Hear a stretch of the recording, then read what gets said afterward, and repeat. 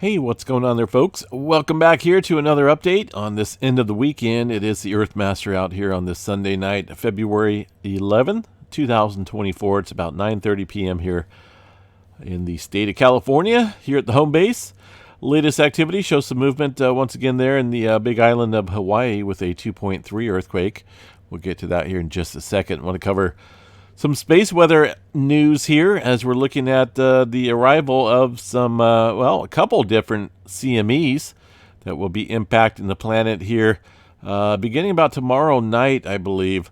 This is a combination here of, it looks like, about three small CMEs. The Earth, of course, going to be here in the green dot right here. You can see those CMEs being blasted off from the last couple flares that we've seen. So we'll look for that tomorrow. They are forecasting here a G2 class storm. We could see the auroras down into the northern tier states. Here is what it could look like here for tomorrow night. Tonight, not so much, but looks like maybe tomorrow and through the day on, or through the morning there on Tuesday. Tomorrow, Monday. So look for, tomorrow night. Could see this down into portions of the northern tier states, as mentioned. Here's the view line that includes maybe areas down into Idaho, Wyoming. Looks like Nebraska, maybe, just barely. South Dakota and other states definitely have a good chance tomorrow. So hopefully this plays out. Again, this is from a couple different CMEs that are headed in our direction. We did have another M flare here. It looks like a really impulsive event from our giant sunspot here, 3576, which is now a little bit more facing away from us, but it still is in the Earth-directed view. Far as CME activity, if we get anything shut off from here, then we could be looking at some further auroras there in the forecast. But it's definitely a massive sunspot region. I don't think it's got any capabilities of seeing anything above an M flare. It looks like it's starting to decay, but we'll definitely keep an eye on it. And a few other regions out here across the visible disk here of the sun. This is the Earth-facing side, of course. Way out on the eastern limb, it looks like we do have a couple more sunspot regions out there that we'll have to watch here in the coming days, see if they want to put out any maybe some flaring. Right now, overall threat, 99% chance for a C flare, M flare at 65, X flare around 20% chance or so. And there's our G2 solar storm potential for tomorrow night. All right. Let's see what else we got here. Earthquake activity. Anything major going on here across the world? Let's go ahead and start in here on California, where we're still seeing a little bit of activity here across the northern California area. This is the southern end of the Cascadia subduction zone. This is the pretty much the Mendocino triple point junction area where the three plates kind of meet. Got the Pacific plate here to the south, North American plate up here, right, away from this line, and then of course you got the Gorda plate as a small microplate right here, or a lot of people just call this the Juan de Fuca plate. Either way, definitely seen some earthquake activity out here in the last couple days. Tremor activity, let's see what we got for tremor. Shows about 265 epicenters of tremor. That's a decent uptick, but not anything of major activity. But compared to the last few weeks or so, this is somewhat of an uptick. Still looking at, though, general quiet conditions. If we look at the long-term models, we haven't really seen any major spike that would tell us that we're back into the regular occurrence there. I've seen these events take place here every few months or so, like we had seen over the past couple years, but we'll continue to watch that. Either way, tremor activity downstream here into the southern end of the Cascadia, resulting in earthquake activity further upstream. So right there, that tells me that strain is quite high out here. If we're getting a little bit of tremor downstream and seeing subsequent earthquake activity here, that might be a sign here of things getting ready to maybe produce a larger magnitude. We'll definitely have to watch that. Across the rest here of California, a handful of earthquakes. Nothing major going on here. We did see, of course, A little bit of activity here across the southern end of the San Andreas Fault, or better known here on this extensional fault as the Brawley seismic zone. A couple of earthquakes here in the 1 range. We did see some activity here yesterday and the day before, just kind of keeping an eye on it. A little bit of activity here across the general Southern California area as well. Kind of looks a little odd here in a linear fashion, but either way, these are very small microquake activity events there in the region. Not a whole lot of activity further to the east. Recent earthquake activity out here in this fracture zone. Seen looks like a couple 5s out here earlier this evening out in the mid-Atlantic. And let's see what else we have here across Hawaii. Definitely seen some movement out here around the Pahala area, and still watching the Kilauea volcano.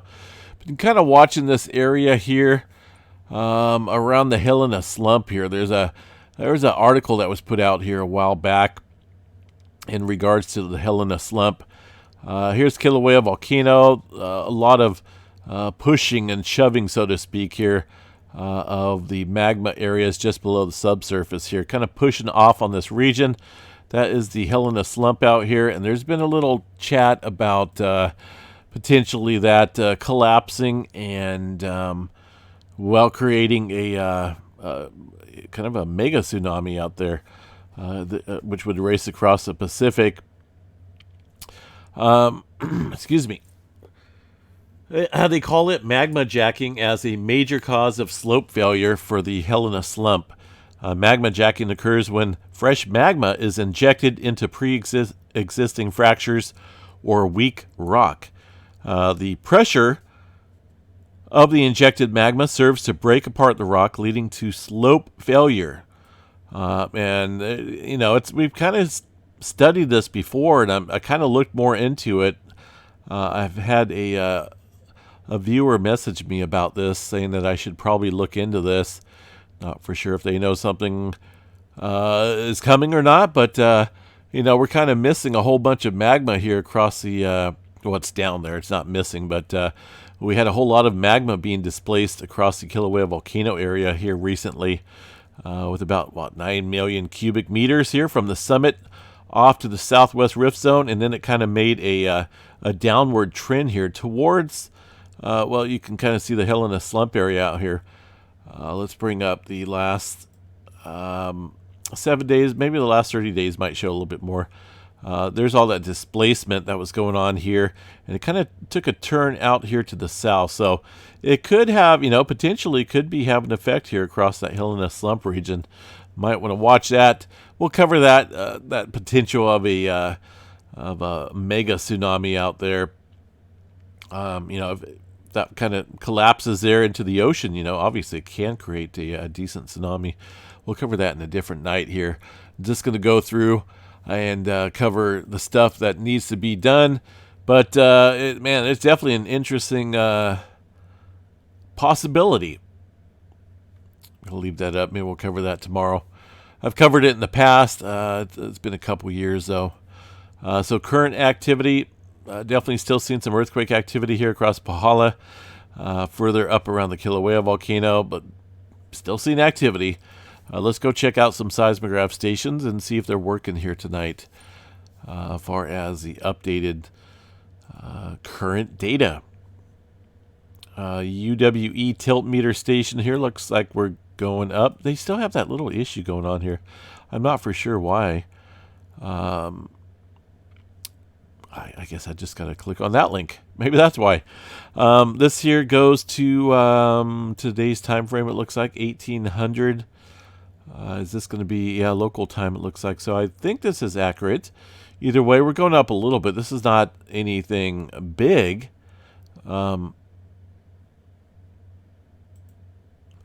But slightly. Obviously, we have been watching over the past few months elevated inflation activity there at the summit, but that huge displacement of magma is just a lot compared to these little bitty inflation level events that we're seeing there in the last couple days. All that magma obviously got displaced from the summit over to the southwest rift zone, and I feel it's finding its way over here off towards the Helena Slump, or maybe even a little bit further south towards the Loihi Seamount out here. So just kind of continue to watch it. Obviously, you know, magma's going to move around, but the question is, where to go? Where'd all that magma go? You know, it didn't explode through the surface. We didn't see any eruption. Let's see what we got here for earthquake activity past 12 hours. Is this up to date? 212. 0400. Is that right? We close. 212, almost 0600 out here. So pretty close. I know these guys have been working on it. They've been having some issues, some bugs going on there in their system. Either way, you know, appreciate everyone trying to work on it. It's actually some value, right? I like to see what's going on out here. And when we have updated current information that is more transparent than trying to guess what's going on, right? It provides transparency between, you know, the activity out here and the general public. But as far as earthquake activity in general, well, there is some. There's definitely some, but there's not a huge earthquake swarm like we had seen back when the magma was moving around here underneath this area. Unfortunately, there's no tilt meter stations out here. We do have the UWE up at the summit and this one right here, which is, you know, it definitely showed about the time that magma got displaced. This whole area just went up and then it went back down. So it moved quickly. The magma found a way somewhere over across the southwest rift zone. And then I believe it's heading further out in this area underneath this region, of course. But we'll continue to watch this, see how it plays out, folks. I mean, it's about all we can do right now. Just keep an eye on things.